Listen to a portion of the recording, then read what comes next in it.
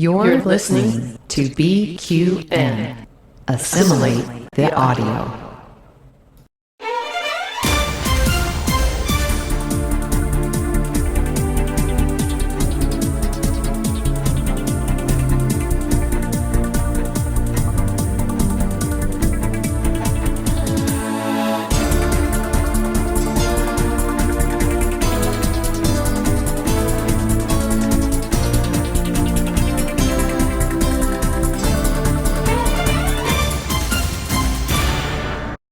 Welcome back, listeners and viewers, to What's the Tea Bev, a Star Trek Universe podcast here on the BQN. I'm your host, Christos Generis. What's the Tea Bev is a podcast where I interview members of the LGBTQIA plus community and allies. We get to know our guests' Trekdom and discuss current Trek news and speculation. Remember, you can watch What's the Tea Bev on our YouTube channel of the same name or wherever you get your BQN podcast. So we're back after a 2-month or so hiatus. I apologize, listeners. 2023 has turned out to be a very busy year for me, both professionally and personally. I've had a few business trips in here, the Star Trek cruise, and of course, I've been keeping up with my duties on All Good Things. So we are back with what I am now calling season 2 of What's the Tea Bev. We got a little rebrand upgrade going on, thanks to Mark White. Thank you very much, Mark. And we're back and hopefully back on a weekly basis going forward. I teased this guest several times during season 1, and we were just having a very hard time syncing up. But I'm very happy to say that a very good friend of mine, Mr. Alexander Rodriguez, is going to be our guest today. Alex is the host of On the Rocks with Alexander Rodriguez. And as I said, a very good friend of mine. And so let's welcome Mr. Alex Rodriguez to the show. That's so hot. I've never been beamed in before. That's so hot. I love it. And I did it right. Live long and be fabulous. How are you, mister? I'm great. You know, just like you've had a lot of personal and work stuff. So have I. It's been super busy, but I'm so glad we finally got to connect. I feel like I haven't seen you in person, and as my mom would say, a month of Sundays. But it's really good to see you and talk to you. And I mean, it's stupid. You live in LA, and I live right down here in San Diego, so we should be seeing more of each other. Yeah, we will. But every time we get together, it's always an experience. So I know, right? You have to prepare. Exactly. Shenanigans always ensue. Why don't you tell our listeners about the first time we met, how we met? I MC a lot of LGBTQ pride events all across the nation. And this was years ago. We were out at the fair, which is pretty much gay days at, I think it was the San Diego County Fair. And we were doing a demonstration of men in makeup. Can men wear makeup to gloss it up a bit? And in the audience, I see this handsome Greek man, and he's wearing a Star Trek t-shirt. And I was like, that's a sign. That's a sign from the gods, from, Shakari, whatever. Like, it's a sign. Zeus. Yeah. And there you are in the audience, the only Star Trek t-shirt out there, brought you up on stage. And from then on, it was like, oh God, a fellow gay Trekkie. Because this was before all the new iterations of Star Trek, where now it's cool to be a nerd. Now it's cool to be, into Star Trek. This was like kind of before that was happening. So I was so excited to be able to meet a fellow gay Trekkie.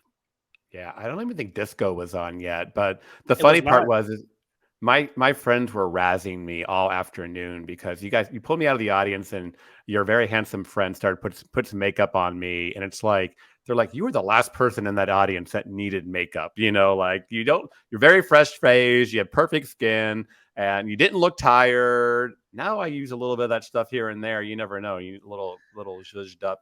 We have to, especially after a long day. We got to spruce up. We got to tighten. We got to conceal. Yeah. I don't think I was even quite 40 yet, so I was still like, you could still wake up and look fabulous, but now it takes a little bit of help. But so you have a show called On the Rocks with Alexander. Why don't you tell us a little bit about that? It's been a show. We've celebrated 300 episodes. It's a weekly show.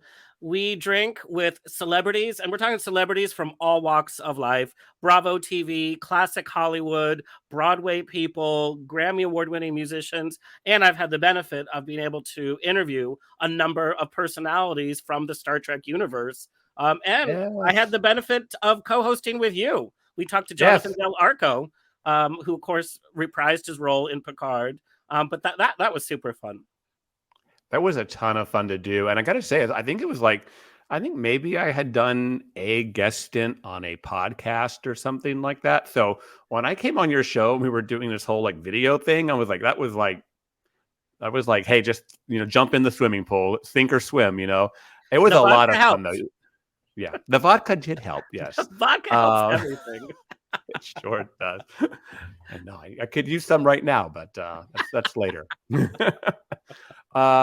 Yeah, so that was a ton of fun. But yeah, your show's out there. It's weekly, right? It is weekly, and on top of the podcast, I host a few other podcasts. But I'm also a journalist for MetroSource magazine and GED magazine, which are both national LGBTQ print and online publications. And from there, also, I've been able to interview a number of our favorite Trek personalities. So, That's however, I right. can fit Trek in there. It's not a subject I get to talk a lot about because it's generally entertainment in general. So being able to sit here with you today and like geek out makes me very happy. That's awesome. Well, from here on in, it's going to be Trek the rest of our conversation, pretty much. So can't really go wrong with that. Well, it depends. If you're going to be talking about Deep Space Nine and Voyager, we could have some issues. Well, we can stay clear of that. Actually, the next 10 questions that I have for you are pretty much all in your court as how you decide to answer those. So we'll keep you out of DS9 and Voyager. I've watched all of DS9 and I won on Trexperts Quiz, which is a show here on the BQN hosted by our good friend Davey. And I went up against Kelvin, a good friend of ours also. And I got my ass kicked because all the questions were about season 2 of DS9. And I'm like, season 2 is always the bad season of every Star Trek show. So that's why I don't rewatch it all the time.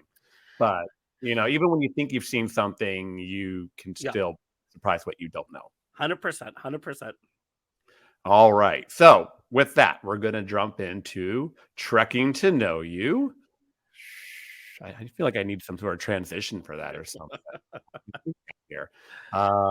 Nothing, man. Maybe just like, yeah. Okay. I'll figure out something. We'll get a warp speed sound. All right. Trekking to Know You. Here's always my fun one. It's kind of a very 50,000 foot. What was your first contact with Star Trek? So Star Trek has been handed down to me by my mom. She was raised on the original series. Her father, my grandfather, was part of the NASA program.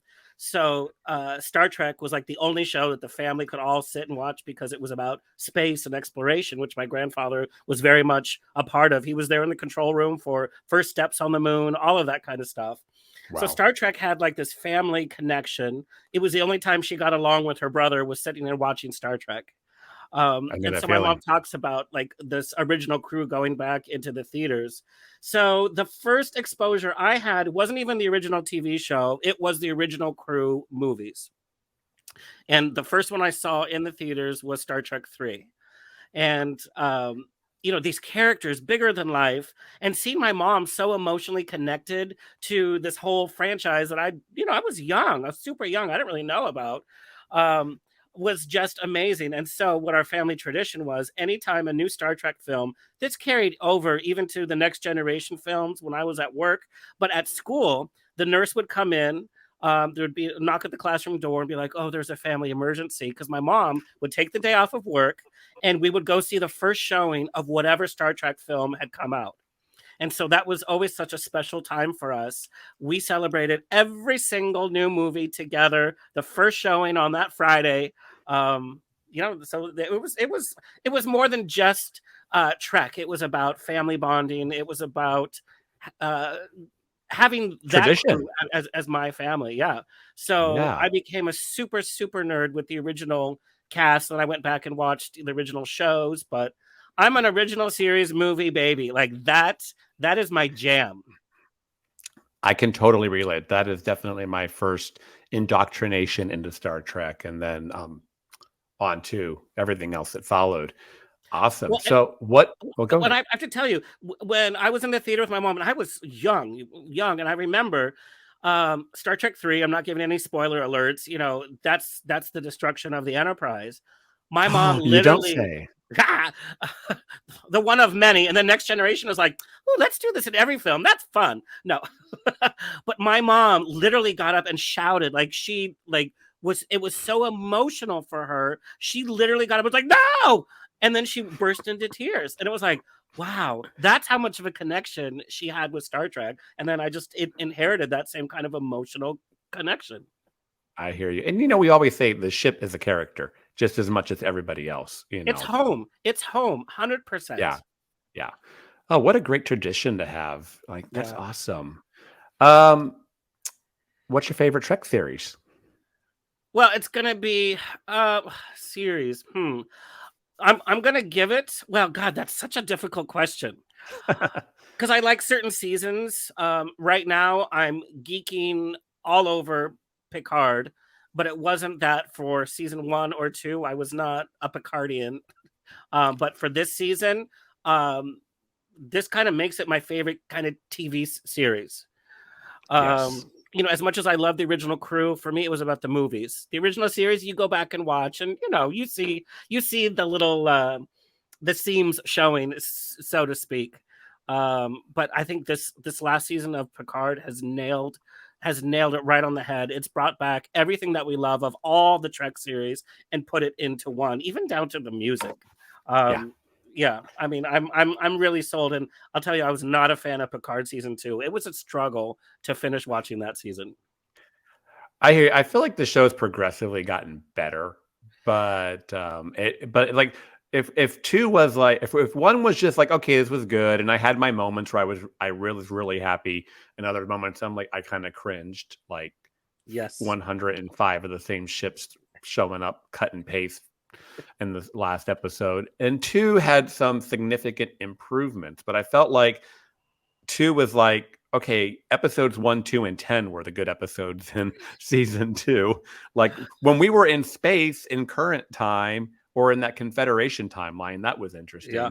But yeah, otherwise we're just back in 2023 and they were saving money by shooting in LA during the and I get it. It was the pandemic and they had It got so messy and all over the place. I felt the writers didn't even know the characters very well. And we have to stop using time travel as the end all be all for the movies, for any series. Like, we're done with time travel. If time travel was that easy, then it would be done all the time. It kind of loses the power. Like when you blow up the ship for the 5th time, it loses its power. When you do time travel for the 6th time in a Trek lore, then it loses its power. It loses its weight. It's a crutch, and it's it's definitely like a mask for we don't know what to write about, which is exactly the opposite of what we're seeing here in season 3 of Picard. Like there is so much good writing. And it's like, it's funny.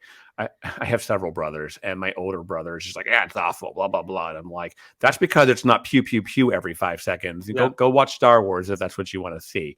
But it still has that element. Like I said, it's mixing all the favorite parts of Star Trek. But I feel the writers know these characters.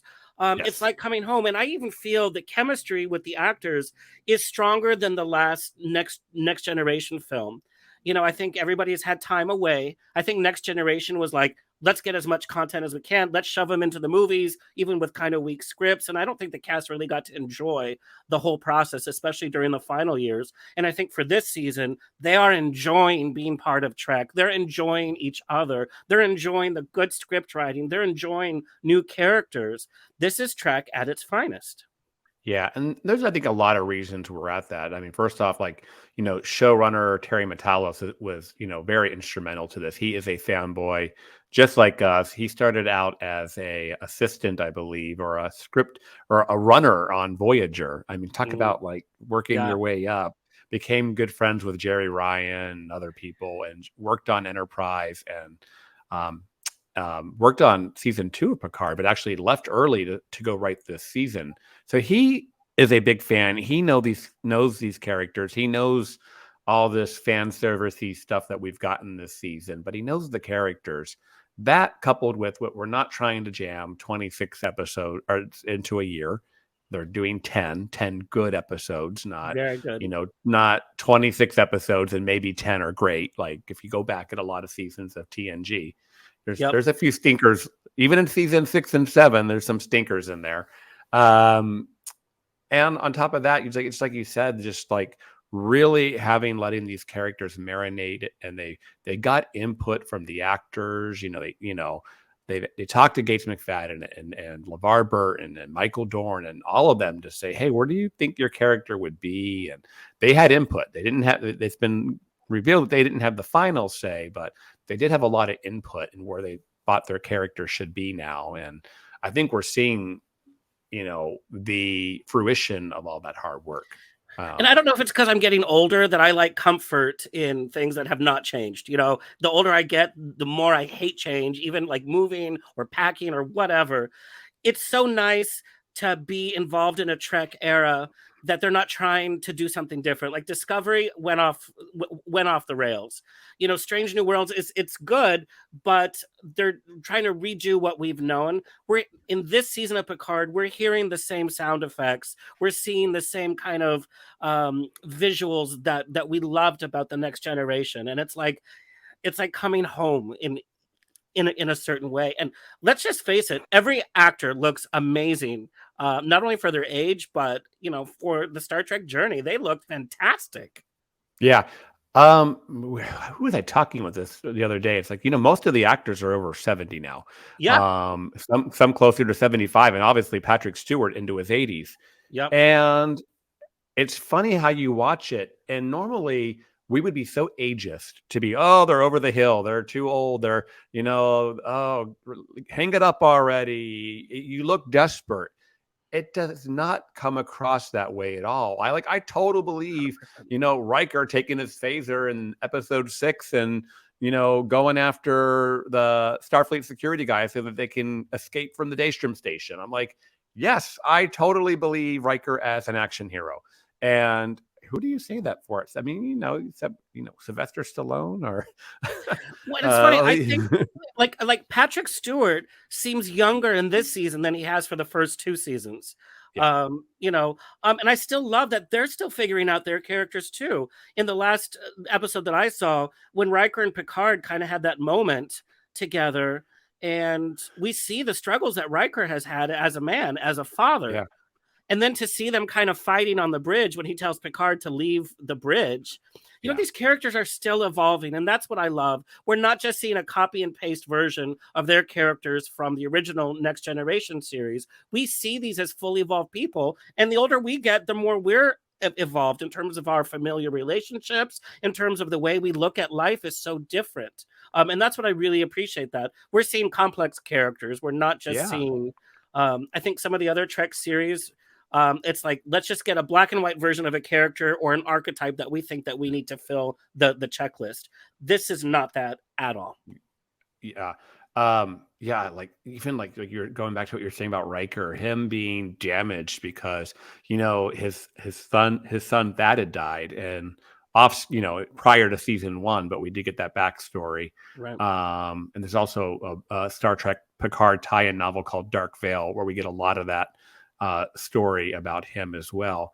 But yeah, you find out this is not just the same old simple Riker. This guy's been through some things. He's had loss. And we also find out that his marriage is now suffering as a result of him being able to deal with his son's passing. And I think, that it's very human. I mean, parents deal with the loss of a child, unfortunately way too much in life, and it's something they have to cope with. And you see the Riker Troys kind of dealing with that. And obviously it's been quite a few years, but they're still dealing with it. But then I love how they tie in, like, the whole story with that in season or episode 4, where they're in that nebula and Crusher figures out that it's actually, a nursery for this, it's a space species, which really has nothing to do with the the overall story with the changelings and Vatic and everything. But we take this time out to have this very TNG moment, and we see new life and new civilizations being birthed. And it's like, I mean, I'm they like literally crying. said that, yes, and it was so beautifully done. And it goes back to Crusher. Remember Crusher in the original Next Generation series? Well, Yeah. you're a huge fan. She would figure out stuff on her own. So we're seeing, elements of who they Yeah. were, and it's so exciting. And somebody that loves the original series, there's a lot of those themes there, such as getting older in Starfleet. Is there a place for you? What do you look back on your legacy? We know Kirk didn't know his son David. It's almost that kind of repeat. And it's like, this is what you give up to be part of Starfleet. This is what you give up to have this family in space. You give up Yeah. all these, and this is a theme that carries on from crew to crew to crew. And I do like that kind of familial element to it too. It is definitely a throwback to the original series and what those Oh, yeah. characters were all going through. I mean, it's funny to me how many similarities there are to things we've seen before, but it doesn't feel like you're just ripping off old stories or 100%. old. I started getting a little bit scared in episode 1 or so, like, oh, this Picard Crusher thing with the kid. It's very Star Trek 2. Yep. It's very, Dr. Crusher calling Picard for help is very much like Dr. Marcus calling Kirk for help. It And, was, and you like know, Genesis. So like I thought, oh, the new Surge or whatever, that was going to be like Genesis. And I'm like, okay, here we go again. I was right there with you, 100%. But it's so not that. And it's like, oh, and like, I mean, we are so off the rails here, but I love it. Oh, and like, how hot is even- Jack Crusher, by the way? When he had that Oh, shirtless yeah. scene in the bathroom, I'm like, mm-hmm. So I know Ed Spaliers from Downton Abbey, so I had a little crush on Oh, him. that's right. I've known him for about 5 or 6 years, maybe longer now, maybe longer, yeah. But yes, he was James on Downton Abbey. But He's yes, hot. I'm like, warp 10.5 inches, please. Mm. Yes, he is definitely a hottie, and oh yeah, and even that shirtless face wash scene gave me all the like first contact Picard washing his face and the Yep. Borg shit pulls out. But by the way, I've got thoughts. I think I think the Borg are involved somehow. I think so too, because there was a scene where the awful captain, that's starting to redeem himself a little bit. He had that whole thing about how he barely survived the Borg attack. What I loved is that they showed the humanization of Picard. Picard, that broke him, that scene, and he leaves holodeck. That broke my heart.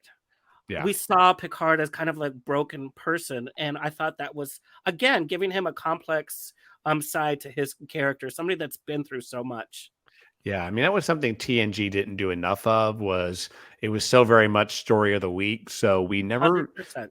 it was so hard to watch like people deal with the fallout of what happened to them. I mean, like in one episode, Worf breaks his back and dies, and gets a new spinal cord and is brought back to life, but has to relearn how to walk. But in the very next episode, he's just running around. Nothing ever happened. I think we did see a little bit with like Best of Both Worlds and then Family that followed it up, which really makes it kind of a 3-parter. Yeah. Because they did spend an episode watching Picard kind of deal with the fallout of Locutus and all that stuff. But really, after that, we just kind of moved on past it. And so it's really great to see that some of these things that have happened to the characters do resonate with them and did have some big effect on them. So yeah, like I said, kudos to the showrunners and the people writing and directing and acting in these seasons, because this new season, because they're just hitting it, I think the conclusion of this season, the conclusion of this series is going to be extremely emotional.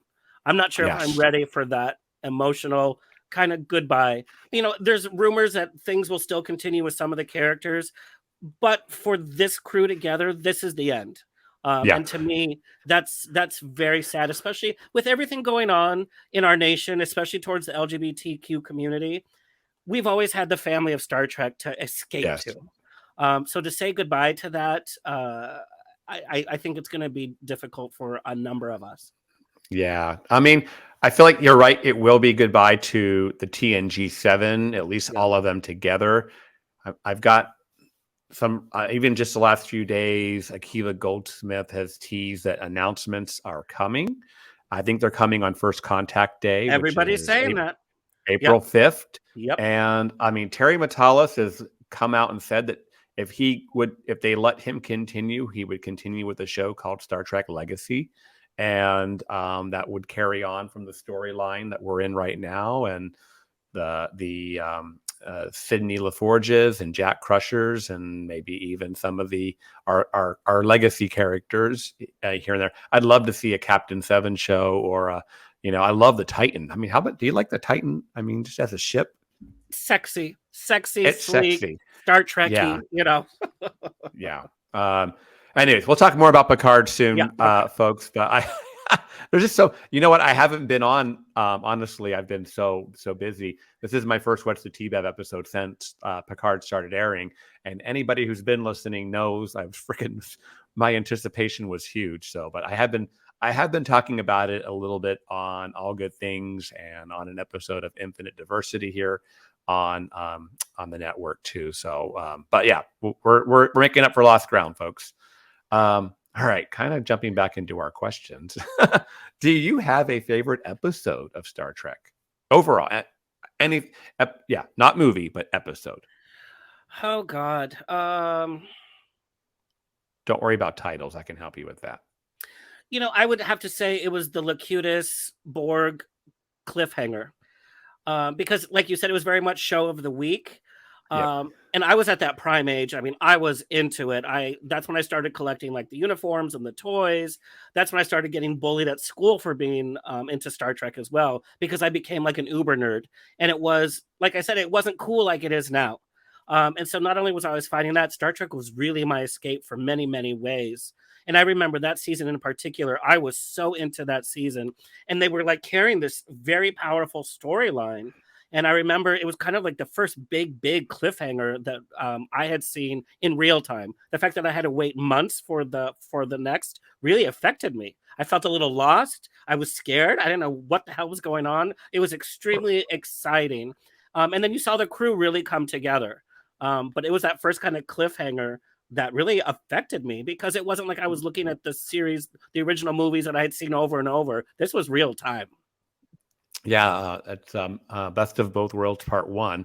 Yeah, and you're right. They, was like, is Patrick Stewart leaving Star Trek? Yeah. They went through all this trouble to introduce, Commander Shelby, and she was good. Yeah, she was. She's very likable. I mean, it was kind of great the way she challenged Riker and had that ambition. And you're like, I like her. I wouldn't mind her sticking around. And yeah, it was pretty incredible. Will they kill off Picard, and is Riker the new captain, or how are they even going to get out of this mess? Yeah, I remember it well myself. And this was before streaming or whatever. Like, you had to watch it as it was happening. And I remember it like it was yesterday. I was sitting literally at the edge of my seat. You know how many says, "Oh, I was sitting at the edge of my seat." I was there with popcorn, and I'm a curvy girl. I wasn't even eating the popcorn because I was just like drool hanging out. I was like, I was in it. Yeah. I remember, like, in that day and time, the only way you really got news was through those, like, Star Trek Communicator and Star Trek Magazine and things. And when you picked up an issue of that, they were obviously 2 or 3 months behind where the show was. Yep. So you're like, this is no help. 100%. Oh, I collected. In fact, I still have boxes of all those magazines. Oh, me too. Yeah. I remember, like, you'd look in TV Guide for cues, because at least that was kind of current, But other than that, you were just, well, we'll wait and see. Can I wait 3 months? I don't even know how kids would survive our childhood. You know what I mean? Like, they're so used to just having that device in their hand and getting the answer immediately. They're like, nope, there was a time when you just had to wait. All right. What is your favorite Trek movie? Oh, Star Trek 3, hands down. Star Trek 2 is such a great film. Of course, we know Ricardo Montalban is such a great villain. And of course, the death of Spock was very emotional. But Star Trek 3, blends everything. Star Trek 3 reminds me of Picard season 3, where we get to see the characters in a different light. They're breaking rules to become a family. And then we're kind of seeing where their characters kind of evolve to. It's extremely emotional. But in all of Star Trek 3, you also have that through line of comedy that has gotten them through so much. And so I really see the characters so well displayed in it. And of course, we have the destruction of the Enterprise, which just means this whole different energy for the crew and this complete loss, not only Spock, but also the ship. That movie, I keep going back to that movie. I watch it all the time because it's thrilling, it's funny, it's exciting. And so that movie really, really means a lot. Plus, we get to see the Klingons. You know, I'm always just like, I like new species, but I like going back to the Klingons and that theme, of course. And then we get to see Vulcan as well. So we're really seeing the whole Star Trek universe. There are so many things that we owe to Star Trek 3. You know, the Klingon bird of prey, the bounty. Yes. Spoiler, I know you haven't watched this week's episode, but the space dock is shown for the first time. The Excelsior is seen for the first time. We start to see, and we see the Grissom, which goddamn, I hate the design of that ship, and it just kept on within every damn episode of TNG getting blown up. But but there's a lot of things you see for the first time in Star Trek 3. We really get the true modern age development of the Klingons. You know, we see a hint. You know, they basically get blown up in the first 5 minutes of the motion picture, but you know, even the makeup wasn't quite where it started to be at 100%. The modern day. So it's a lot is owed to Star Trek 3. 100%. You know, Spock's rebirth, the loss of David. You know, and then it was fun to see Scotty being naughty. My favorite Nichelle Nichols scene is in Star Trek 3. You wanted fantasy? How's this? Yeah, she looks gorgeous, but the way she played that scene off, to me, that's one of my favorite Nichelle Nichols moments. That and on Star Trek 5 when she's doing the whole like sultry kind of hello boys. But I love badass. that moment. Yeah. So and we also the reintroduction of Sarek happened in Star Trek 3 as well. That's exactly right. Oh God, that scene that he has with Kirk. And you know, the music, we know how much music plays a part in the Star Trek universe. That one instrument that they bring out every now and then, it literally brings a tear to my eye. That is such an intimate moment between Kirk, Spock, even like Spock is part of that scene, even though it's through Sarek. It's so emotional. I think it's that James scene Horner always that did. Gets me. Yep. And I mean the score from Star Trek 2 and 3, because they're very similar. Those are some of my favorite, although I love all Star Trek. I mean, the scores from Star Trek are just as much a part of the show as anything else. My two little gripes with Star Trek 3, which like it would make it like almost a perfect movie for me. You know, Nichelle Nichols is kind of whittled down to almost a cameo. Like she's not really, you know, all right, get past that. But I did, you know, controversially, you know, do you like Robin Curtis as Saavik or do you miss Kirstie Alley as Saavik? I really liked Kirstie Alley's version of Saavik and would have loved to have seen that continue through. I will totally disagree with you. I thought Robin Curtis captured that mix of Vulcan. I thought number one, I thought she was fantastic. Kirstie Alley, her performance, it's like she didn't really understand what being a Vulcan was. Her performance was all over the place for me. I really, really like Saavik. I would have loved the Saavik character to have come back in Star Trek 6, you know, and in Kim Cattrall's role, which was the whole idea. Yes. So I would have loved that. Yeah, it was funny. They didn't want Robin Curtis back. They wanted Kirstie Alley to reprise the role. I guess either she wouldn't do it, they couldn't decide on money, or she just wasn't available. But then Kim Cattrall came in. They're like, no, we're not going to recast the character again. And I'd like that Valaris was created because it doesn't mess up my Saavik. Have you heard? You know, I don't know how much you pay attention to like Star Trek Online stuff, like but there's the Star Trek mission logs Instagram page, and which is official.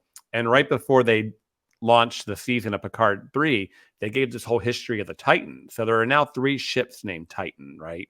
And the original Titan was launched, and it was Captain Savick. And it was actually the flagship of the Federation. This was in the period after Star Trek: The Undiscovered Country and before the Enterprise B launches in Generation. So they're totally retconning it. The NCC 80102. Yes. I'm I need no. I'm a Savick fan. I'm like, and I love the Titan already. So I'm like, and I love that era of Star Trek. I love that Undiscovered Country era of Trek. I'm 100%. like, I need at least a graphic novel that tells me a story of Captain Savick. Because you can also catch, you had to look really fast, when the shuttle that Picard and Riker take from the Titan, they take it over to Beverly's ship, the Helios, and Vadic blows that shuttle up, basically. And it shows it going. The name of that shuttle was the Savick. Oh, I didn't even notice that. I know. You gotta pay attention, girl. You gotta pay attention. I do. But anyways, yeah, I don't know. One, just to follow up on your, I don't know if this makes a difference or if you even know this. Did you know that in Wrath of Khan, the backstory that we did not get revealed on screen was that Savick was half Romulan, half Vulcan. Right. And okay, so you didn't know that. Because I think that kind of accounts for the emotional, not, like the uneasy, not totally Vulcan performance. Whereas, it was still sloppy. Yeah. Okay. All right. So make sure you know that, because I know Nimoy directed, because I've talked to Robin Curtis. By the way, I love Robin Curtis as a person.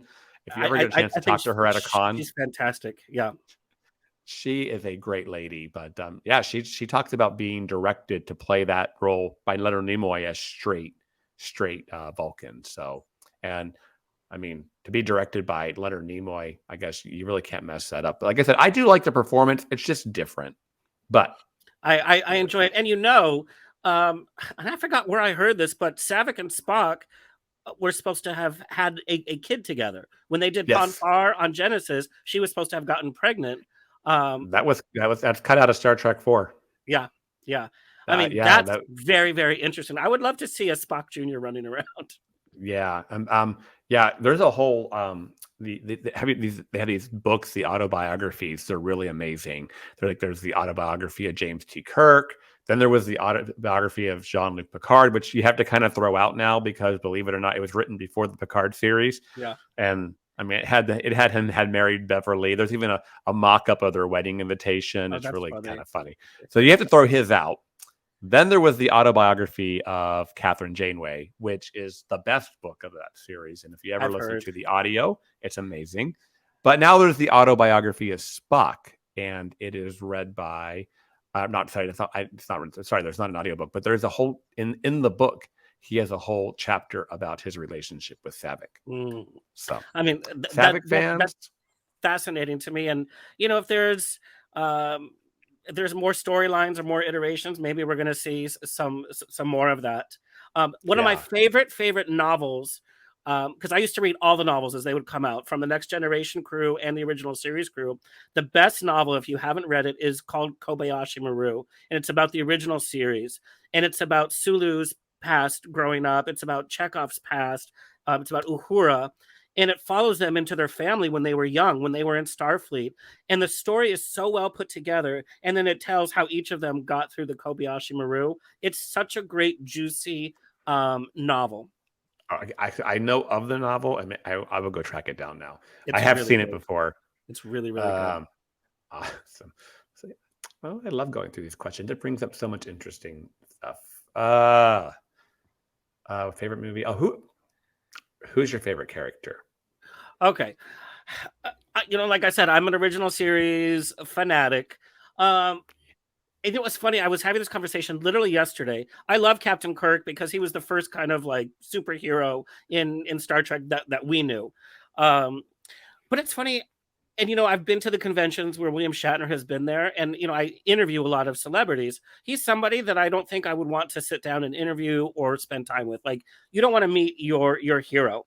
And so my kind of idea of who my favorite character has really shifted. And it's because of Star Trek 2 and 3, but it's also because of the actor behind the character, and that's Spock. In Star Trek 2, when he says, of everybody he's encountered, his was the most human. It really rings home because he struggles just like we all struggle with our identity, with labels that are put on us. We struggle with this as men. We struggle as this as LGBTQ. We struggle this as being a minority. You know, I'm Mexican. All these labels that you're supposed to act a certain way. And how do you survive and how do you make that work? And Spock was such a loving character without being a loving character. Do you know what I mean? Yeah. And so Oh, we yeah. saw his evolution, even his humor that would come in. He knew exactly. And he really was such a source of family feeling. Even in Star Trek V, which I know everybody puts down Star Trek V, I think his character really went through the most changes and kind of showed the most love in a logical way. And of course, behind the scenes, you know, Leonard Nimoy having such respect for the franchise and everything. You know, he wanted his character to die, and then he was like, "Okay, I guess I'll come back for the good of the series." And the love that he had for the direction. I got to see a screening of Star Trek IV that he was at, and he talked for an hour after the film about how he wanted to just have fun with this film, give a message about, you know, the future of our environment, but really show the crew just like relax and have fun. You know, that Yeah. really inspired me. And so Spock definitely is my favorite character. Yeah. I love Spock. He's the top 5 for me. Plus, we saw him in the reboot. We saw him in Twice. Next Generation. You know, Yeah. Oh, yeah. really special. Unification's good Trek. My only beef about it is he doesn't show up until like the last scene of the first episode. Yeah. And I wish we would have got a little bit more. There was a whole arc, I guess, to in season 6 to do a whole arc on that whole reunification thing, and he was supposed to come back for more episodes. And you know, that episode with Troy where she's turned into a Romulan. Yeah, that was supposed to set up a multi-episode arc. Oh. And it just, I don't know what happened with it. The only reason we even know that is one of the guys that plays the Romulan and the one that's helping Troy in a way. He was, I believe, interviewed on Galaxy Class, which is another podcast here on the network that focuses on TNG. And he was kind of spilling the beans on that. Like my character was supposed to be, you know, I was supposed to have a multi-episode deal with this character, and it just didn't pan out. So I don't know. It didn't happen, but then, you know, maybe we wouldn't have had that. I know you kind of, Discovery is not your favorite, but there's an episode of Discovery called Unification Part 3 that I feel like is one of my favorite episodes of Discovery ever is that episode. Well, and you'll notice like behind me, I have pictures of all my icons, and I see your Glenn Hansen Spock back there. Yep. So do you know he has a Uhura now too, right? 100%. I bought the T-shirt as well. Yeah. Oh, yeah. His Uhura's on my wall. Yeah. Right next to Lucy. We love Glenn Hansen, and he did Nichelle Nichols so good. Yes, I love that drawing. I love it. Yeah. Now, if I could only get him to draw Belinda Carlisle, or Beverly Crusher, one of the two, both vivacious redheads.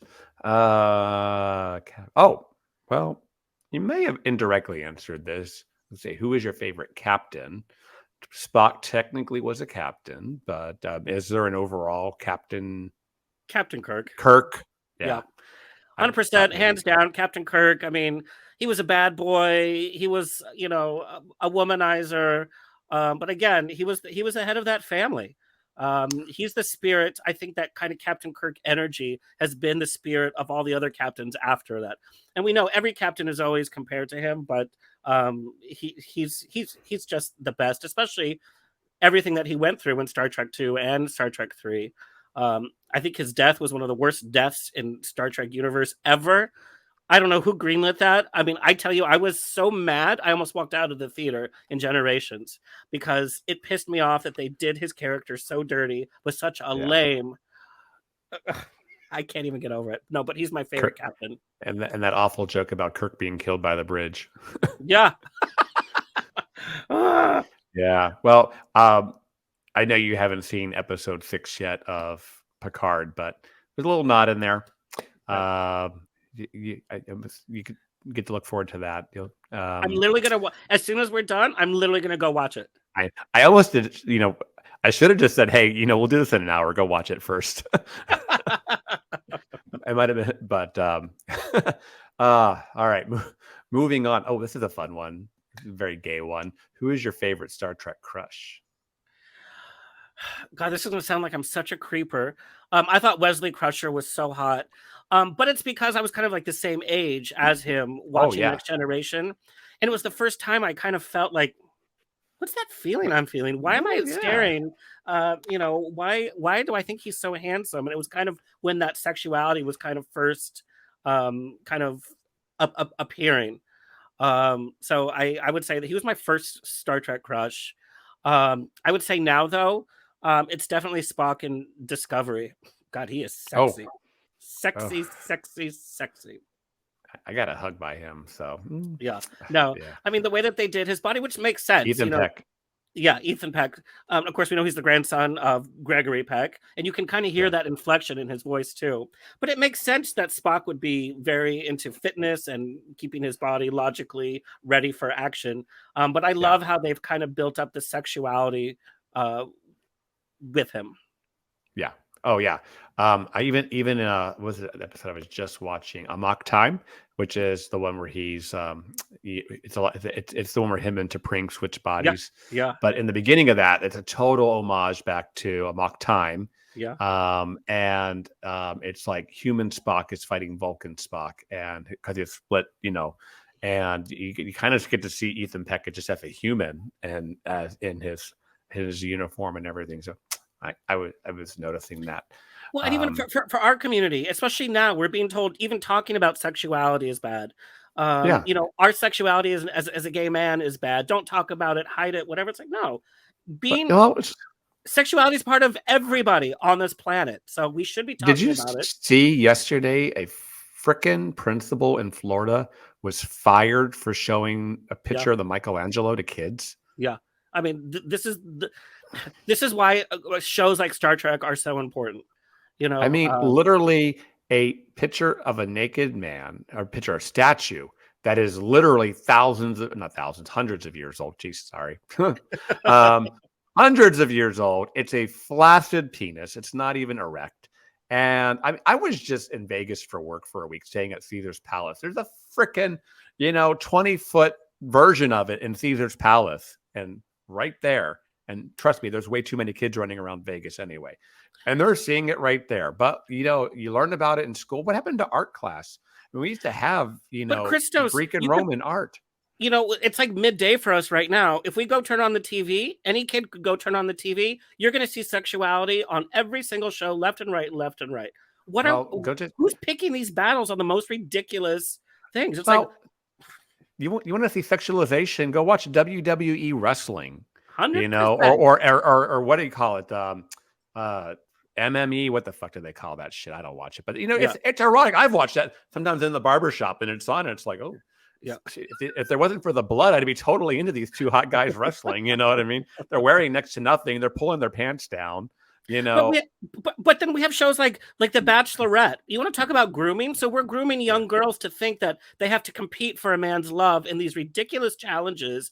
And it's all physical first. I mean, that's grooming our youth to this weird idea of what a relationship is. You want to talk about the sanctity of marriage? We have shows like Love or Marriage at First Sight or 90 Day Fiance. That's grooming our kids to think weird about relationships, not Why don't you ban kids from being able to go into Hooters? Why don't you ban kids from, these child pageants that they have for girls where they're literally putting makeup and wigs and shit 100%. On, 5-year-old girls and asking them to act, and sexualizing them way to do dances and performances, but or let's take kids out of the church because they're obviously being abused there. Who's talking about that? Exactly. I think Shea Coulee was the drag queen that shared this, that show To Catch a Predator. Yeah. It was always the pastor. It was always the white businessman. It was always the straight cis male who, the creepers. Never a drag queen caught, for being a pedophile or, perv. It's like, like you said, if you want to ban things, maybe we should, if every if every drag queen is suddenly a bad person because, whatever, then then maybe every priest is a bad person, because we have so many cases of, priests doing the wrong thing, and then the system covering it up. Yeah. Anyways. Ugh. Anyway. Sorry, that is your public service announcement from What's the Tea Bev, folks. Love it. No, but we have to talk about these topics in every conversation we have, especially for our trans brothers and sisters, because we used to laugh maybe 3 years ago. Oh yeah, banning drag. It's happening. What's the next step? Yep. Oh no. Yeah. No. Fascism is spreading across America, and we need to get control of it. And you know what, listeners?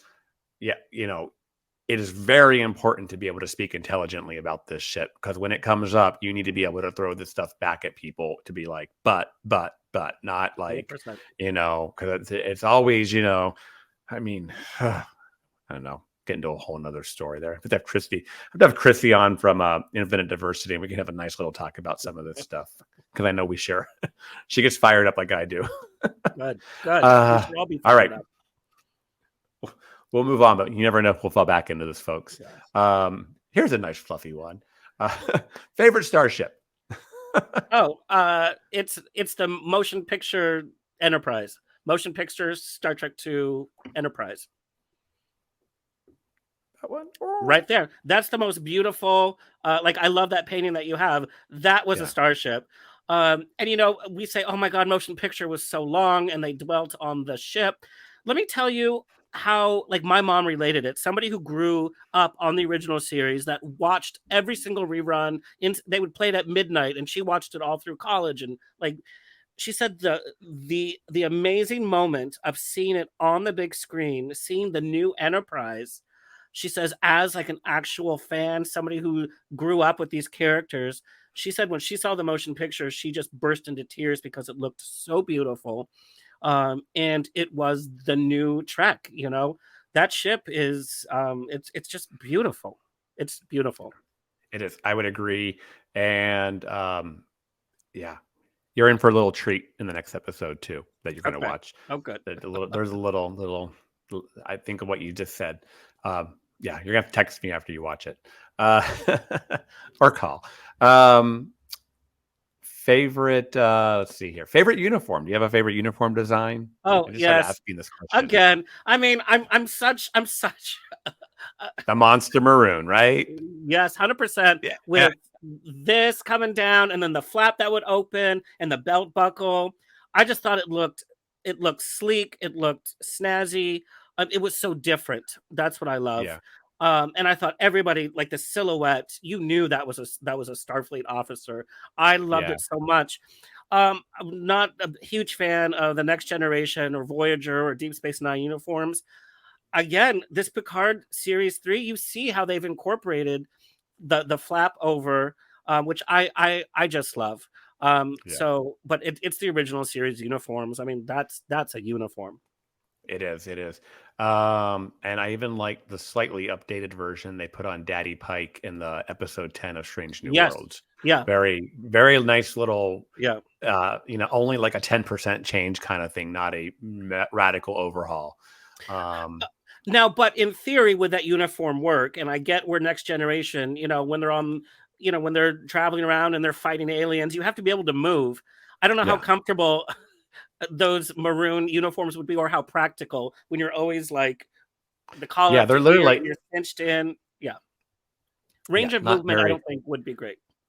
No, but I think even TNG, as they went on, the guys were wearing those wool things that kept on having to be pulled down.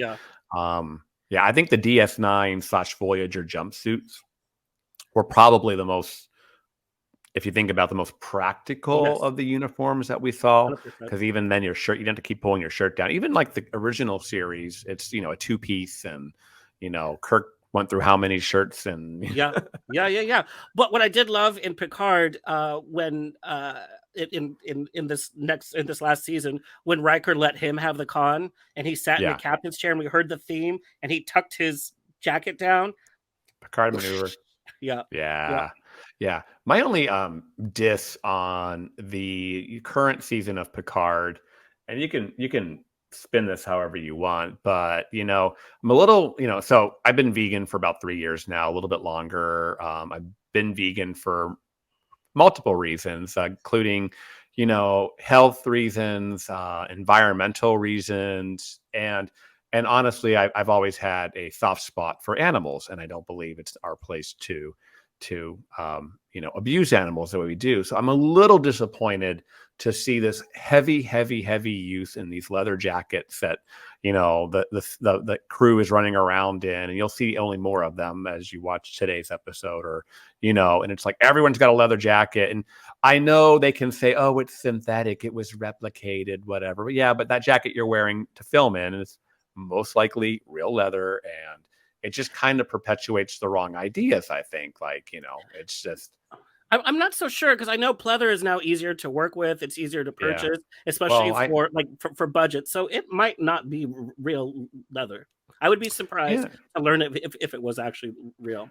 Throw a tweet out there. Terry Metalis is actually he'll jump onto your tweets real fast if it's even semi-relevant. He is surprisingly very interactive with the fans and loves answering questions and whatnot. Him and David Blas especially are being great about that. So I might throw that out there. So, okay, I will reserve judgment until I confirm. Do that, because I'm actually fascinated, but I think Hollywood is being more mindful. Plus, I think it's cheaper for budgets. We know they spent a lot of money on the cast and the special effects. Yeah. And whoever's doing Beverly's hair every episode, she's spending some time. Girl, she looks so good. I know. She's gorgeous. She's a 73-year-old woman, I think. It's like, and she's just kicking ass and getting Beverly. The last question I always ask is, what does Star Trek mean to you? And I feel like you already went way into that tradition and family type talk. So I don't know if there's anything else you want to say about it, but otherwise I feel like you answered it. No, I think, taking away from my own personal experience, what I think Star Trek means to anyone who feels not part of something, or anybody who's been bullied for being different. I think Star Trek has done so much for the progression of talk between minorities, gender, and LGBTQ issues. What I did love about the original series and going back and seeing some of those episodes is how much Gene Roddenberry pushed the envelope. Even the black and white aliens, the interracial kiss, all of that. I think it was so beautifully done, and the conversation was being had at the very first episode of being different. And so what I think it's become instrumental in kind of having these conversations. We know Star Trek started, for the boys. The boy nerds were watching Star Trek. But we also know from the gaming and from the sci-fi community, it tends to be a very machismo-based genre. And so I think to be able to share certain characters that are trans, that are non-binary, that are gay into this kind of machismo area, I think the gay sci-fi community has had a stronger voice. And I think we've changed some minds and we've opened up some dialogue by having this kind of representation. And so I think Star Trek has been essential for the progression of equal rights. You couldn't have said it better. I've been really enjoying Seven of Nine's journey on season 3 of Picard. The whole business with Captain Shaw referring to her as making her go by Annika Hansen instead of by her dead name. And the allegories between Seven of Nine and trans in this season have been off the hook. I gotta say a little spoiler. There's a scene where she's talking in this current episode, and you're gonna want tissues because she's talking about Voyager. And she's like, that's where I was reborn. Wow. And that was my family. I'm getting teared up. Yeah. No, but I mean, it is. And also when she said in the episode that I saw, it's like, no, she has respect for me. She calls me by the name that I want to be called. Yeah. And what I love about the nuance of Picard season 3 is we are talking about these issues, or these issues are presented. I think Discovery was very important, but I think that they've gone way over. And they've missed some of the subtlety that Star Trek is known for. Yeah. Star Trek has a smart audience. You don't need to, you don't need to put everything into big letters for people to understand. And that's what I loved about the subtlety of some of the themes that were brought up in the 60s, was Yeah. because we're smart. You don't need to hit us over the head, and just let it be. And I think, to your point, um, 7 is definitely talking about all of these issues without having to talk about all of these issues. Right. I mean, we have talked about this on the show here and on some other podcasts that I've been on about Discovery's overuse of the LGBTQ themes. Like, we had Gray introduced as a character, and we went through all this business of waiting for Gray to get a body. And the second Gray got a body, he's fucking off the damn show and went Yeah. off to the Trill homeworld. I'm like, why did we even have that character? I didn't need to see that. Trust me, between Culber and Stamets and Adira and even the engineer, Jet Reno. Yeah. I mean, we get trust me, I'm all about our representation, but even just Jet Reno is a really good example of a character that doesn't like hit you over the head with it. My wife died, but that was all. And everybody loves her. She is such and everyone a great loves character. her. Yeah. And even like early seasons, it's like, I mean, I love the brushing the teeth together and showing normal husband to husband activity. And then, but then I feel like it's kind of made a mess of it, But you Culber just should have said never it. been, yeah. You said it, that it was part of normal life. Show the Star Trek universe, show it as being normal. It's still being hyper aware, and it's being hyper exposed, and it's losing the beauty of the subtlety of Star Trek. Yeah. And we know from conversations with the conservative side of America, the louder we shout, nobody's going to change their mind. Nobody's going to listen to us if we're shouting. If we can communicate via humor or themes or shows like Star Trek, we're going to listen to each other, but nobody can be shouting from either end. Yeah, I guess we can like segue this into like, what's no longer breaking news, but a few weeks ago it was announced that Discovery, they've already filmed season 5, but they announced that it will be the final season. So we still have a whole season of Discovery ahead of us, but they are also going to be doing some reshoots on the final episode to make it more of a series finale, not just a season finale. So, I mean, in all honesty, not trying to sugarcoat things, Discovery's been canceled because, it would have been one thing if they said, we're announcing season 5 is going to be filmed and it will be the show's final season. That's a little bit different. That's like ending a show. Yeah. It's another thing to say, hey, the season's in the can. And most of us were expecting it to be on very soon. Yep. And now we're delaying it almost a year so that we can reshoot one episode or parts of one episode and give it a, just at least give them a, I'm happy. I'm very happy that they're allowed to do that. But ultimately, Discovery has been as good as it's been at times because I've really enjoyed Discovery, especially season 2. And there's a lot of season 4 that I love. Season 3, I'm not a big fan of. I don't think I've even rewatched it since it aired. And season 1, they've had their thing with multiple showrunners and some behind the scenes dramas and, and that affects the show because it's hard to keep a show on a creative vision when the creators keep changing. So we'll just call it, we'll chalk it up to it's had a rocky start, or a rocky history on and off screen. But, Paramount is choosing to pull the plug on it. So I believe they can plug in other shows that have, did you, this week, Strange New Worlds came out on DVD, Blu-ray, and iTunes. Just last night, I noticed that on iTunes for the first time, they actually are including all the special features. Normally, it's like a 2-minute this, a 2-minute that. There are hour-long special features in that iTunes version. It's number 1 on iTunes right now, number 1 downloaded show. It's a huge hit when it came out. On It's a hit. Tomatoes, it's a huge hit. At viewership, it's a huge hit. And I think it's telling Paramount Plus, you don't have to go that far away from what Star Trek started out with. Yeah. You can revel. They started off on this mandate to go do it and be so different. And if they wanted to do that, the show should have started off past the Star Trek Nemesis timeline. Not been I think that's what shot the show in the foot to begin with and made it so controversial. Was this is a prequel to Captain Kirk, and it's, we're doing so many things differently. And I mean, and Star Trek fans, bless their hearts, man, they can't help themselves sometimes. I've seen so many threads that because they showed the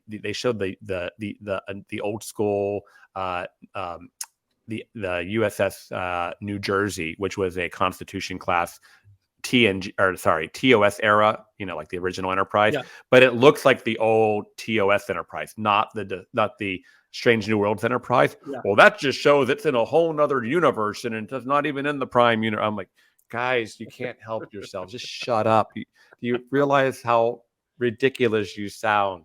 But Discovery kind of made its own mess. And you're right, to bring it back to my point here. Strange New Worlds, and what we're getting out of Picard season 3, what we see in Lower Decks, and people love Prodigy too. That's the Trek people want. So I am hoping, to make me okay with the cancellation of Discovery, is to make room for Star Trek Legacy, and they've also talked about some shorter type mini series and movies as being what will come to follow, and I'm okay with that. I'm like, Michelle Yeoh just won an Oscar. You're not going to get her for Section 31. It's still supposedly it's still in development. It's still very much a thing. Maybe she'll be back at Control, and she'll pop in every few episodes or whatnot. She's just in the pilot and maybe whatever. But or maybe it's a mini series, or maybe it's a movie. And they're talking about Worf being having a series. So I mean, it's who knows, but I think the if you look at the response rate of what people are talking about on Twitter, what are they talking about, Star Trek Picard is a very talked about show, and like Strange New Worlds, it's finally it's gotten past it just being in the Star Trek bubble. Pop culture is talking about it, and it's getting bigger range. My dad's watching it, my brothers are watching it. It's more than just Trekkies. So I think 100%. they've got to be. Listen, I mean, Paramount, if you're watching, or anybody else, just let Terry Matalas do his thing. He knows what he's doing. And we love Trek for a reason. We don't have to be so different. We don't need to change the wheel. Yeah. So, yes, that's really well said. Yeah, Trek is Trek. We don't have to, we have to, look at even Star Wars. I'm sorry. It got itself into so much trouble trying to I'm going to say. That universe is suffering the way I think we're going to be suffering. It just got so muddy and just so convoluted, and it's like just let it be. Just let it be. Yep. Yeah, just let it. Thank you for Mandalorian trying to at least be Star Wars, because looking. I mean, I have a hard time watching some of those sequel movies. It's just bad. Ugh. Bad. So Star Trek Picard is killing it. We've talked a lot throughout our conversation, which is perfect, actually, about Picard. We're 6 episodes in. I think you've seen 5. Does that yes? Is that right? Yeah. So you saw last week then. Yes. So what do you think about Ro Lauren? Oh, maybe no. Oh shit! Sorry. You've only seen 4. Sorry, you got work to do, buddy. Oh God. I do know that she's back. Okay. Yes. Yeah. Well, if I didn't just spoil it for you, I know it's all over the interwebs. But what I'll tell you, we were talking about our crushes growing up. You know how we all love the divas growing up. I was fascinated with her character. I thought she was gorgeous. So she was my beard. She was my Star Trek beard before I came out. I was like, oh, I have a crush on her because she had the striking features. She had the strong, attitude. Yeah. Yeah, she was so good in her little comeback here, and it's not little in her comeback here. I had to go back and watch the BSG Pegasus episode where she comes on you've seen Battlestar Galactica? Yeah. Yeah, her turn as Admiral Kane is just it's perfect. So yeah, Picard is 6 episodes into our 10 episode run. By the end of episode 6. We finally have an episode where all 7 of our original characters show up. And what I will say for fans listening, if you're paying attention to Terry Metalis and whatnot, the Worfs and the Geordies and the Troys will get their time in the second half of the season. So, but I just love. I mean, it's loving everything I'm seeing about it. Some fans and I were talking about, like, even Beverly, just her being in sickbay doing the Beverly thing, sciencing up what's going on. She's just, that's all we really need to see. We don't need like this whole, don't even have to make it a whole hour of Crusher. Just show her being smart Crusher who's sciencing us out of that nebula. Really enjoying the relationship with Worf and Raffi. I've heard some chatter that Raffi's become more likable this season. I don't know what that's about because I've always loved her. Hey, I'm that crowd. She has not been my favorite character at all. When she called him JL, I almost turned the TV off. I'm like, you do not call Picard JL. She has bugged me. She has bugged the shit out of me until this season. And I think Michael Dorn as an actor, I think Worf as a character has kind of grounded what she was doing with all this emoting. I think she over emotes a lot. And I think Worf kind of offers that quiet energy to focus that. And I think it's a great foil. I think they're a great compliment, but I think he's grounded her character, and I think he's grounded her as an actor as well. Oh yeah. Well, I love Michelle Hurd, and I think one of the reasons I may not have the same issue that others have with the JL thing was there was a novel that literally dropped like when the first episode of Picard dropped, and it was like Last Best Hope. I don't know, it's literally on the shelf behind me here. And you really, it kind of starts off with that whole news of the Romulan supernova. Picard is on the Enterprise E. He gets promoted to Admiral. Worf becomes the captain of the Enterprise E. And, JL or John Luke meets Raffi at a briefing and is impressed by her, and she quickly becomes his attaché. And and so you watch their relationship form, and you get that back end of when they met and how they became friends or not friends, or and what all the drama was between them, because you do see them in not in the best place when Picard starts. So because I got the backstory of her, and I even got the backstory of the term JL, I was good with it. But I understand when people make the point, you shouldn't have to read a shitload of books or comic books to understand what's happening on a TV show. It's always good when it informs more, but yeah, I get both sides of that. But as someone who sucks up the comic books and the novels and stuff, I got it. But yes, Raffi, she's good. Talked a little bit about Ed Spaliers. Still don't know what's going on with him. They dive a little deeper into it in episode 6, but you still don't know. Yeah.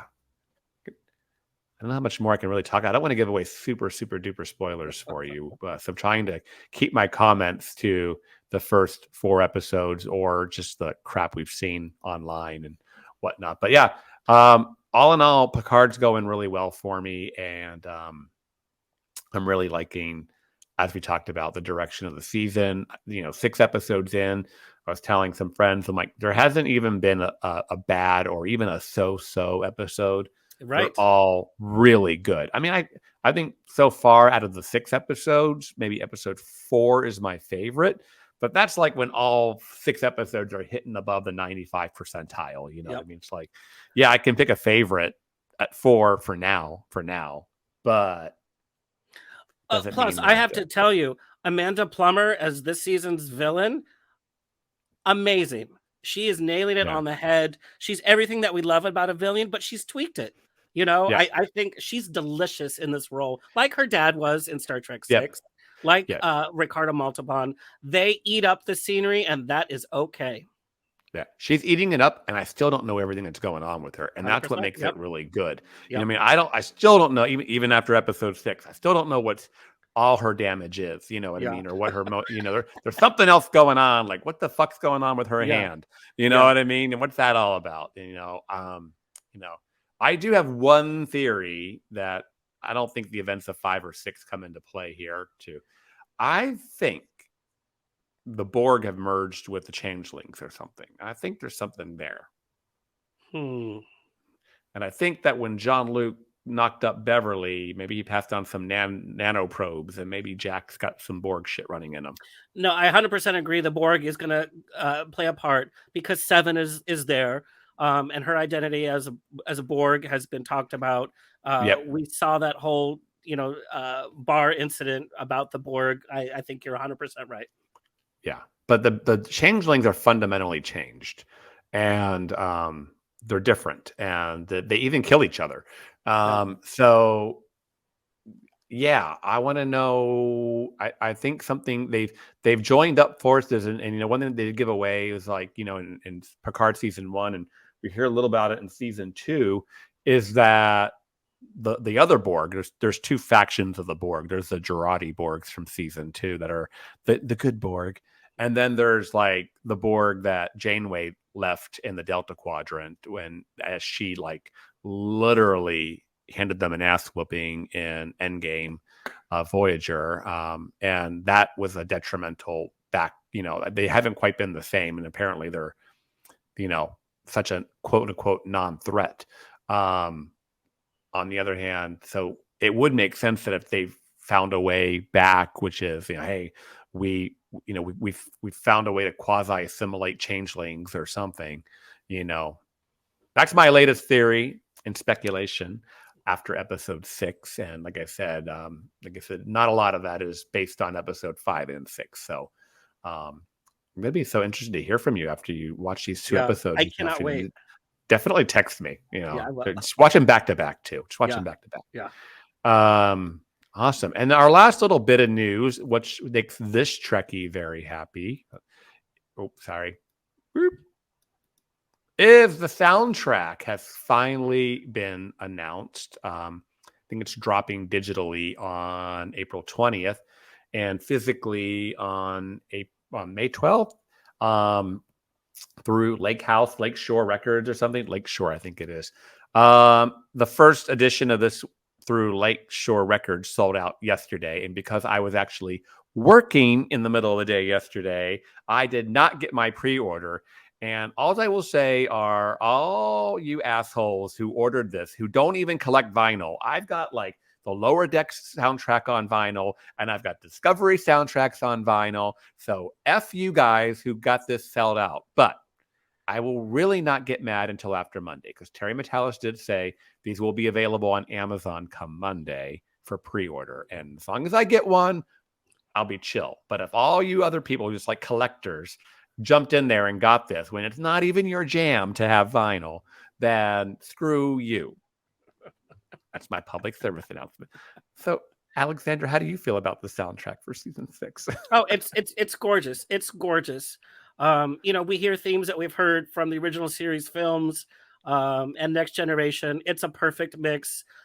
We know music is its own character in the Star Trek universe, and so I'm so excited that they've blended so many elements that we've come to love and instantly respond to, and they've so masterfully, because they're not using it as a gimmick at all. I hate when they use things as a gimmick. It's a beautiful accompaniment to the story that we're seeing unfold. And it's its own character. Yeah. I'm really happy that they picked this artwork for the cover too. More so because I just love the artwork for season 3. And I even have the other poster that has Ed Spaliers and some other characters in it over here. I got to go to the premiere. I'm still need to get a frame for it. But this is the other version. And in fact, when I do lay my hands on one of these vinyl, I'll kind of have that picture somewhere that, it's pretty cool.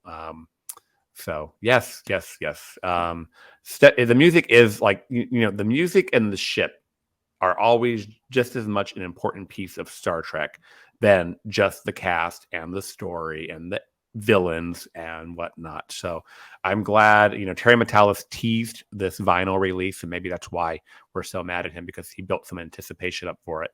But yeah, I feel like it's there. I've tried very hard, and so far successfully, not to look at the names of the tracks because Yeah. I'm told they can be a little bit spoilery. Yep.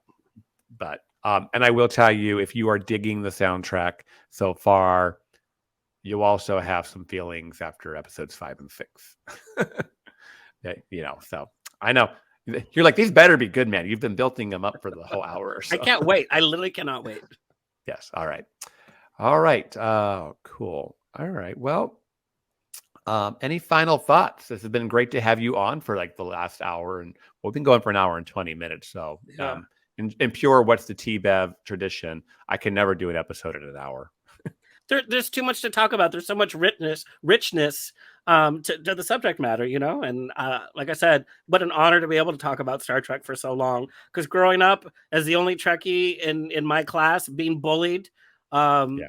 it's such a relief to see how far our community, especially the gay community in the Trek universe, has come, and that we're able to congregate. We're able to talk an hour and a half about Star Trek. Because we What a love it pleasure. and we're Yeah. passionate. Yeah. Yeah. Well, you're like me. We're ethnics, man. We just, give us anything that we're passionate about. We'll go fight for it if we have to. Well, I've had an idea brewing in my head to have, 2 or 3 past guests on after the season's completely over and just kind of talk out the whole season. So I'm going to invite you right now back. Oh, 100%. To come back 100%. with at least, 1 or 2 other people who have been on prior episodes of What's the Tea Bev, and because we're also going to have the announcements on Contact Day as to what the future is after this. Oh, we will definitely. There'll definitely be some discussions about that, and we'll have a better idea where we're going, and maybe even because honestly, we don't even know if everyone's making it out alive. But they better not kill anybody. I'm just going to say it now. They kill Beverly Crusher. I will. I'm sorry. I would bet money that it's Picard. I could buy that, by the way. I could totally buy that. Yeah. Speculation there, folks. If they kill Picard, he's already died once. And I know Patrick Stewart is one of the very ones opining for a movie or something. So I hope, first off, that they don't kill him off and bring him back again.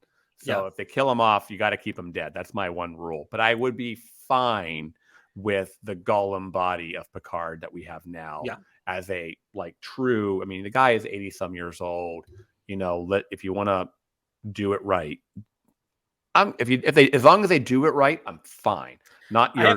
I have a feeling on the bridge. He'll be the sacrifice. He'll save his crew somehow, and he'll do that final. I think that's where it's heading. Yeah. Well, I love predictions, especially this far in. Because that's the one thing too. I got 4 more episodes to go, as do most of the listeners here, and it's like there's still every time we answer a question, we get 5 more. So which is what makes for a good TV show. Anyways, all right. So we will have you back probably mid-April to, like I said, after episode 10 is aired, and that'll be after First Contact Day anyway. So, although, by the way, these announcements, we're just speculating their First Contact Day. They have not.